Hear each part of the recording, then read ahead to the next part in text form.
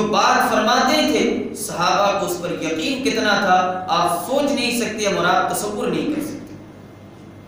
کہتے ہیں کہ کبھی کبھی انسان سے زیادہ عقل مند دوسری مخلوقات اللہ بنا دیتے ہیں۔ کیسے؟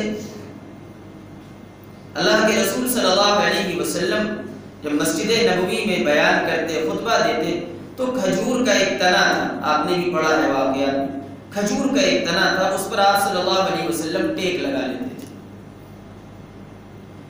ایک خاتون تھی مدینے میں، انہوں نے کہا اللہ کے رسول صلی اللہ علیہ وسلم میرا ایک غلام ہے جو بڑھئی ہے، لکڑی کی چیزیں اچھی بنا لیتا ہے، اگر آپ اجازت دیں تو ایک ممبر بنا دیا جائے بیٹھنے کے لیے۔ آپ صلی اللہ علیہ وسلم نے فرمایا اچھی بات ہے بنا۔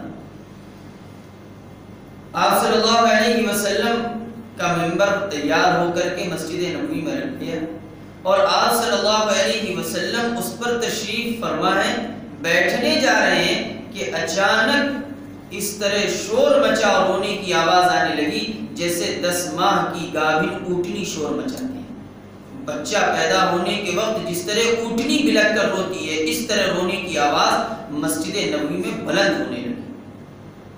آپ صلی اللہ علیہ وسلم نے دیکھا تو وہ جو کھجور کا تنا تھا جس پر اللہ کے رسول صلی اللہ علیہ وسلم ٹیک لگایا کرتے تھے وہ اس طرح رو رہا تھا جیسے 10 ماہ کی گابھن اونٹنی رویا کرتی، بلک بلک کر رو رہا۔ آپ صلی اللہ علیہ وسلم قریب گئے اور اس کو اپنے سینے سے چمٹا لیا۔ کہتے ہیں اگر رونے والا دل مل جائے، رونے والی آنکھ مل جائے تو لکڑیوں کو بھی نبی کے قلب کا سہارا مل جاتا ہے، اور اللہ کے رسول صلی اللہ علیہ وسلم درختوں کو بھی اپنے آپ سے چمٹا ہے۔ لیکن شرط ہے رونا، کہ آنکھوں میں رونے کی طاقت ہو، دل میں رونے کی طاقت ہو تو پتھر بھی اگر سلام کریں تو اللہ کے رسول صلی اللہ علیہ وسلم کی طرف سے جواب آتا ہے۔ لیکن ظاہر ہے کہ محبت بھی ویسی ہونی چاہیے۔ آپ صلی اللہ علیہ وسلم نے اس کھجور کے تنے کو اپنے سے چمٹا لیا اور آپ نے فرمایا کہ اگر تم کہو تو میں تمہارے لیے اللہ سے دعا کروں تم قیامت تک ہرے بھرے رہو، ہمیشہ کھجور دیتے رہو۔ اس نے کہا مجھے یہ دعا نہیں چاہیے، مجھے کچھ اور چاہیے۔ آپ نے فرمایا اچھا بتاؤ کیا چاہیے؟ کہا میں یہ چاہتا ہوں کہ میں جنت میں بھی آپ کے ساتھ ہوں۔ کھجور کا پیڑ ہے، بے زبان ہے، بے عقل ہے، لیکن انسان سے بھی آگے نکل گیا اپنی عقل میں، اپنا ہرا ہونا نہیں مانگا، اپنا پھلنا نہیں مانگا، مانگا تو کیا مانگا کہ بس میں یہ چاہتا ہوں کہ جس طرح دنیا میں آپ میرے ساتھ ٹیک لگاتے رہے جنت میں بھی میں آپ کے ساتھ رہنا چاہتا ہوں۔ ترمذی کی روایت ہے، صحاح ستہ میں سے ایک روایت ہے اور اس کو تو صحیح ترین روایتوں میں شامل کیا گیا ہے۔ آپ صلی اللہ علیہ وسلم نے دعا فرمائی۔ کہتے ہیں کبھی کبھی بے جان چیزیں بھی انسان سے عقل مند ہو جاتی ہیں اور کبھی کبھی انسان جو ہے وہ گدھے سے زیادہ بدعقل ہو جاتا ہے۔ گدھا جو ہوتا ہے نا اس کے سامنے آگ جلا دو اور ڈنڈا لے کر اس کو خوب مارو کہ وہ آگ میں کود جائے، کبھی نہیں کودے گا، چاہے اس کی ٹانگ توڑ ڈالو چاہے کمر توڑ دو، کبھی گدھا جو ہے وہ آگ میں نہیں کودے گا۔ لیکن انسان کبھی کبھی اتنا بدعقل ہو جاتا ہے، جان رہا ہے کہ اس کام کے کرنے سے جہنم میں چلا جائے گا پھر بھی کر رہا ہے۔ گدھا انسان سے زیادہ عقل مند ہے کہ آگ سامنے موجود ہے لیکن کودتا نہیں۔ اور اب تو حال یہ ہے کہ انسان دنیا میں آگ جلا کر اسی میں کودا جا رہا ہے، اس سے زیادہ بدعقل اور کون ہوگا؟ یہ گدھے سے زیادہ بدعقل انسان۔ عقل مند ترین انسان اس کو کہا گیا ہے جو آخرت کی تیاری کرے، اپنے آپ کو جہنم سے بچائے۔ آپ صلی اللہ علیہ وسلم سے پوچھا گیا کہ سب سے عقل مند آدمی کون ہے؟ آپ نے فرمایا سب سے عقل مند آدمی وہ ہے کہ جو اپنے خواہشات پر کنٹرول کر لے اور اپنی آخرت کی تیاری کر لے، یہ سب سے عقل مند آدمی۔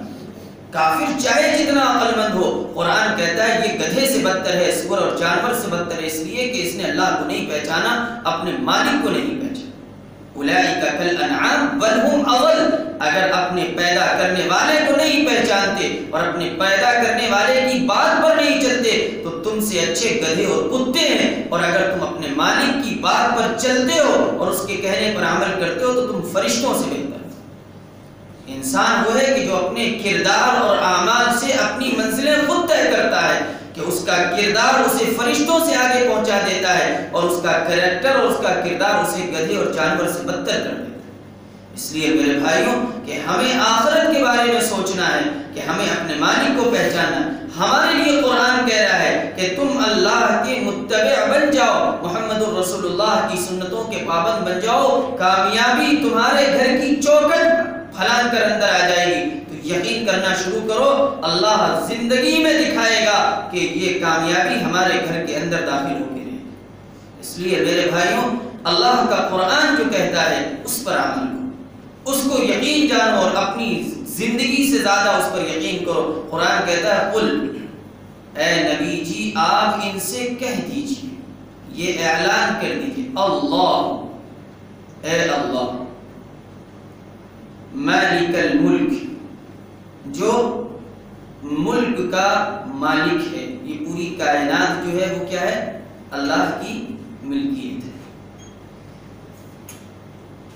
بہت سے لوگ اللہ کی ذات کے بارے میں سوال کرتے ہیں۔ دیکھیے مسلمان کا کام ہے سوال کرنا تاکہ اسے دین معلوم ہو سکے، لیکن کچھ سوالات ایسے ہیں جو نہیں کرنے چاہیے، ایک عام آدمی کو نہیں کرنے چاہیے، کچھ سوال ایسے ہیں جو کسی عالم کو بھی نہیں کرنا چاہیے۔ سب سے پہلی چیز، اللہ کی ذات کے بارے میں کوئی سوال، کوئی ڈاؤٹ نہیں کرنا چاہیے، چونکہ اللہ کی ذات اتنی باریک ہے کہ نہ آپ کی عقل میں اتنی طاقت ہے، نہ آپ کی زبان میں اتنی طاقت ہے کہ آپ اللہ کی ذات کو سمجھ لو، اور نہ آپ کی زبان میں اتنی طاقت ہے کہ اللہ کی ذات کو سمجھا دو۔ اس لیے اللہ کی ذات کو بس وہاں تک رکھو، اتنا بتاؤ جتنا قرآن بتاؤ۔ کوئی کہتا ہے کہ کیا ہے اللہ؟ اللہ نور السماوات والارض مثل نورہ کمشکاۃ فیہا مصباح المصباح فی زجاجہ۔ اللہ کو جاننا ہے، اللہ کا کلام پڑھ لو، وہ خود بتاتا ہے وہ کیا ہے، باقی ہم کیوں ایسی چیز جس میں خود کا ایمان خطرے میں پڑ جائے، بالکل نہیں پڑ۔ تقدیر کے مسائل، بالکل دور رہنا تقدیر کے مسئلوں میں۔ آپ صلی اللہ علیہ وسلم نے فرمایا ہلاککم من کان قبلکم، صحابہ تقدیر میں کبھی بحث نہ کیا کرو، تم سے پہلی امتیں اسی مسئلے میں ہلاک کر دی گئی اللہ کی طرف سے۔ جو معاملہ ہے، ہمارا ایمان کیا سکھاتا ہے کہ ہر اچھی اور بری تقدیر پر ہم ایمان رکھتے ہیں، ہمارے ساتھ جو کچھ قسمت میں ہو رہا ہے ہم اس پر راضی ہیں اور اللہ سے خیر مانگتے ہیں۔ اسی طرح اللہ کے رسول صلی اللہ علیہ وسلم کی ذات کے بارے میں جتنے لکھنے والے ہیں لکھا، اور آخر میں آ کر کہا بعد از خدا بزرگ تو ہی قصہ مختصر۔ ہم نہیں سمجھا سکتے اور بتا سکتے کہ آپ کیا ہیں، ہم اتنا جانتے ہیں کہ اللہ کے بعد سب سے بڑا مرتبہ آپ کا ہے۔ بہت احتیاط، اس کائنات کی دو ہستی، اللہ اور اللہ کے رسول، یہ دو ہستی ایسی ہیں جن کی ذات پر بولتے ہوئے ڈرا کرو، اور کسی عام آدمی کو تو بالکل اجازت نہیں ہے۔ اس لیے قرآن کہتا ہے لا الہ الا اللہ محمد الرسول۔ دیکھو صحابہ نے پوچھا کہ چاند کے بارے میں ہمیں پوچھ کے بتا دیجیے، وَيَسْأَلُونَكَ عَنِ الْأَهِلَّةِ، چاند گھٹتا ہے، بڑھتا ہے، چھوٹا ہوتا ہے، بڑا ہوتا ہے، اللہ چاہتا تو اللہ کا بنایا ہوا سب سمجھا دیتا۔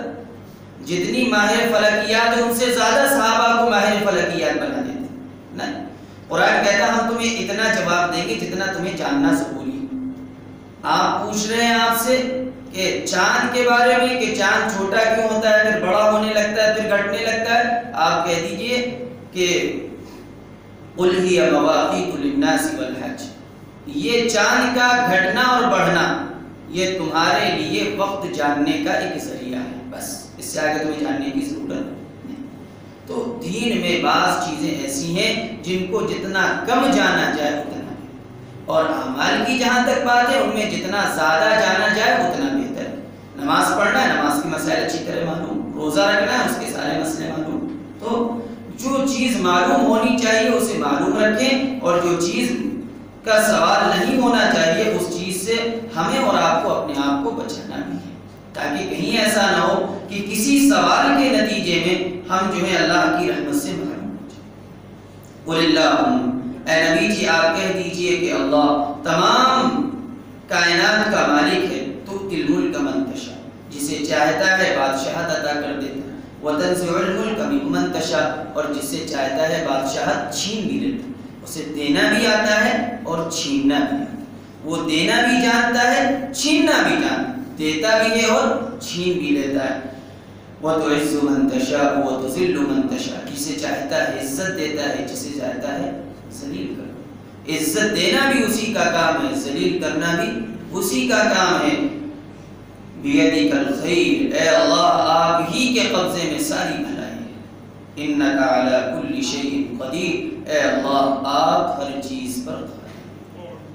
میرے بھائیوں، ہم اللہ پر یقین بنانا شروع کریں اور اللہ کی ذات پر یقین رکھیں، یہی ہمارے لیے دنیا میں بھی کام آنے والا ہے اور آخرت میں بھی کام آنے والا ہے۔ اللہ تعالی ہم سب کو سمجھ عطا فرمائے۔